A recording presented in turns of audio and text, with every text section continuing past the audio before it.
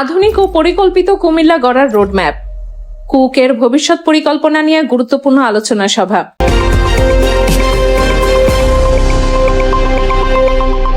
কুমিল্লা উন্নয়ন কর্তৃপক্ষের কুক চলমান কার্যক্রম, উন্নয়ন প্রকল্পের অগ্রগতি এবং ভবিষ্যৎ পরিকল্পনা নিয়ে এক গুরুত্বপূর্ণ আলোচনা সভা অনুষ্ঠিত হয়েছে।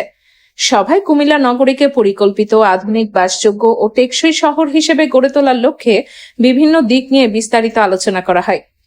সভায় প্রধান অতিথি হিসেবে বক্তব্য দেন গৃহায়ন ও গণপূর্ত মন্ত্রী জাকারিয়া তাহের সুমন। তিনি বলেন, কুমিল্লা সার্বিক উন্নয়নে দীর্ঘমেয়াদী ও সমন্বিত পরিকল্পনা বাস্তবায়নের কোনো বিকল্প নেই।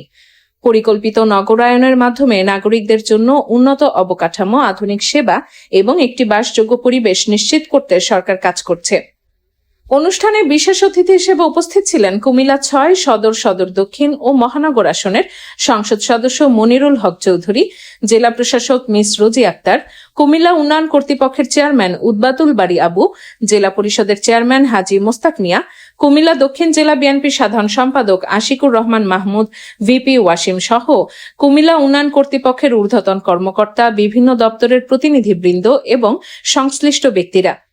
সভায় কুমিল্লা নগরীর চলমান উন্নয়ন প্রকল্পগুলোর বাস্তবায়ন অগ্রগতি পর্যালোচনার পাশাপাশি ভবিষ্যৎ উন্নয়ন পরিকল্পনা, নগর ব্যবস্থাপনা, অবকাঠামো উন্নয়ন, যোগাযোগ ব্যবস্থা, পরিবেশ সংরক্ষণ এবং নাগরিক সেবার মানোন্নয়নের বিভিন্ন বিষয় গুরুত্বের সঙ্গে আলোচনা করা হয়। বক্তারা বলেন, পরিকল্পিত নগরায়ন, কার্যকর সমন্বয় এবং সময়োপযোগী উন্নয়ন উদ্যোগ বাস্তবায়নের মাধ্যমে কুমিল্লাকে একটি আধুনিক, স্মার্ট ও টেকসই নগরীতে রূপান্তর করা সম্ভব। এই লক্ষ্যে সরকারি বিভিন্ন সংস্থা, জনপ্রতিনিধি এবং সংশ্লিষ্ট সকল পক্ষের সম্মিলিত প্রচেষ্টার উপর গুরুত্বারোপ করা হয়।